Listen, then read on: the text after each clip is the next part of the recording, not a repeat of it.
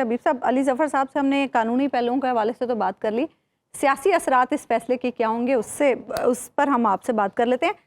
Horse trading شروع ہو گئی ہوگی یا ابھی ہونی ہے؟ جی فیصلے کا انتظار تھا، اب جیسے ہی ماشاءاللہ فیصلہ آیا ہے تو اس ہارس ٹریڈنگ کے آغاز کے لیے تفصیلی فیصلے کی ضرورت نہیں ہے۔ اچھا، بالکل شارٹ آرڈر کافی ہے، کیونکہ تمام لوگوں کو اجازت دے دی گئی ہے کہ آپ نے اگر جو مینڈیٹ آپ کے پاس امانتاً رکھوایا گیا تھا، اب اگر آپ کسی دوسرے کے سپرد کر دیں تو کوئی آپ کو پوچھنے والا نہیں ہے، عدالت آپ کی حفاظت کے لیے کھڑی ہوئی ہے۔ تو لہٰذا آج ہی جو قیمتیں لگنا شروع ہو گئی ہیں، اور میری معلومات کے مطابق آج کے دن تک جو قیمت ہے، آپ اس کو ابتدائی قیمت کہہ سکتے ہیں، کل کو بڑھ بھی سکتی ہے، وہ 53 کروڑ روپیہ ہے فی ووٹ۔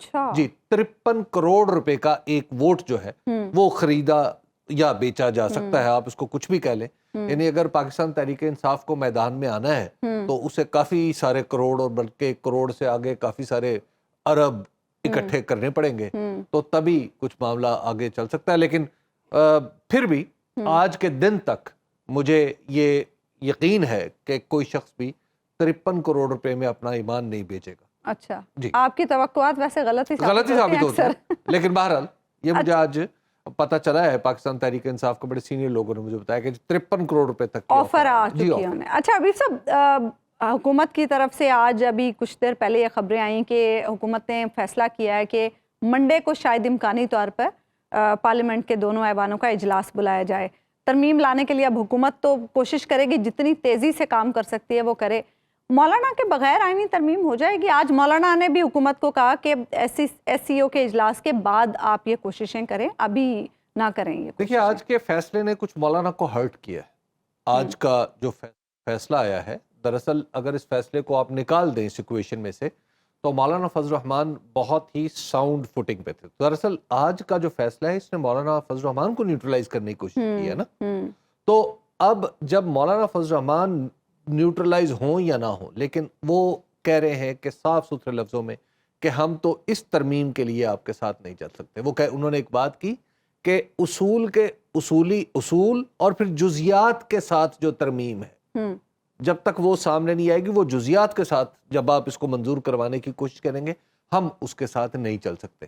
تو اب ظاہر ہے ترمیم جب پیش کی جائے گی تو وہ اب عدالت، معاف کیجیے گا، پارلیمنٹ میں اپنے اراکین کو تو بتانا پڑے گا۔ ٹھیک ہے، اب ذرا ملاحظہ فرمائیے کہ طریقہ کار کیا ہو رہا ہے۔ اب تک پاکستان مسلم لیگ نون کے کوئی اراکین کی پارلیمانی پارٹی کا اجلاس ہوا آپ کو پتا ہے؟ نہیں، ایسا کوئی اجلاس نہیں ہوا۔ پیپلز پارٹی کا کوئی اجلاس ہوا ہو جس میں اس پہ ساری چیزوں پہ غور کیا گیا ہو؟ نہیں۔ اب تک کابینہ کا کوئی اجلاس ہوا نہیں، ایسا کچھ آپ کے میرے سامنے ایک مسودہ ہو کہ فلاں آرٹیکل کی فلاں شق میں یہ تبدیلی کرنی ہے، فلاں ذیلی آرٹیکل کا اضافہ کرنا ہے، سب کے پاس اپنے اپنے مسودے کسی کے پاس کچھ نہیں ہے۔ پیپلز پارٹی اپنا مسودہ لیے گھوم رہی ہے۔ اس کا مطلب یہ ہے کہ کوئی مسودہ نہیں۔ جب آپ اپنے اراکین کے ساتھ اس طرح کا سلوک کر رہے ہو، بھیڑوں بکریوں والا، یہ بھیڑوں بکری ہیں نا پھر، کہ انہیں بتانے کی ضرورت نہیں ہے کہ انہیں کب ذبح کرنا ہے، انہیں یہ بتانے کی ضرورت نہیں ہے کہ ان کی اون کب مونڈنی ہے، انہیں یہ بتانے کی ضرورت نہیں ہے کہ کب انہوں نے خرید لیا جانا ہے، کب انہیں بیچ دیا جانا ہے۔ یہ جب دو جماعتیں اپنے اراکین پارلیمنٹ کے ساتھ یہ سلوک کر رہی ہیں، تو اب آپ ذرا تصور کیجئے کہ اگر ترمیم منظور ہو جاتی ہے اور اس کا وہ 50% حصہ بھی جو کچھ ہم سن رہے ہیں وہ دستور میں آ جاتا ہے، تو اس کے بعد پاکستان کے دستور کو کوئی دستور کہہ سکے گا؟ پاکستان کا دستور ایک فارس بن جائے گا، ایک مذاق بن جائے گا۔ اچھا حبیب صاحب، اس میں میرے ذہن میں ایک اور بھی سوال آ رہا ہے۔ تو مولانا ان کے ساتھ نہیں جا رہے۔ اچھا، ابھی تو ہم یہ سوچ رہے ہیں نا کہ خرید و فروخت ہوگی، شاید پاکستان تحریک انصاف کے ایم این ایز اور سینیٹرز کو خریدنے کی کوشش کی جائے گی۔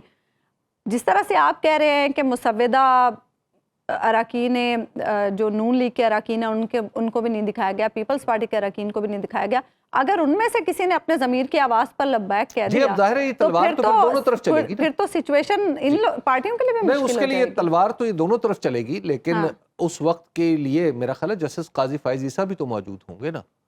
اس وقت کوئی ایک اور آرڈیننس لایا جا سکتا ہے، تھوڑی دیر کے لیے سیشن بند کر کے ایک اور آرڈیننس نکالا جا سکتا ہے، کوئی اور قانونی ترمیم کی جا سکتی ہے۔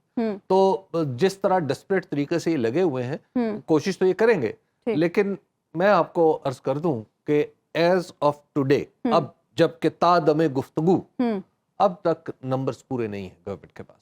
اچھا، اسی لیے منڈے تک کا بھی 53 کروڑ انتظار کیا کی جا رہا ہے. دکان کھول کے بھی نمبر پورے نہیں.